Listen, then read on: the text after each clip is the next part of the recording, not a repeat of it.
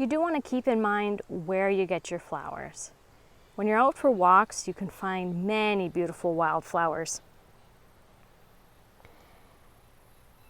But places like state parks, national parks, many of them, it's actually illegal to remove things from the parks. So you don't want to be picking flowers there, but you can find them in fields and ditches. If you're growing your own flower beds, neighbor flower beds, just make sure you ask before you pick them, where you can come across all sorts of beautiful flowers.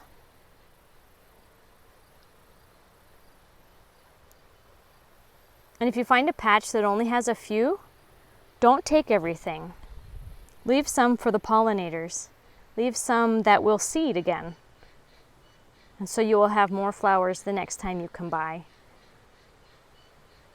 Oftentimes wildflowers do have large patches, but if something is just getting established, you might only find a few blossoms, blooms.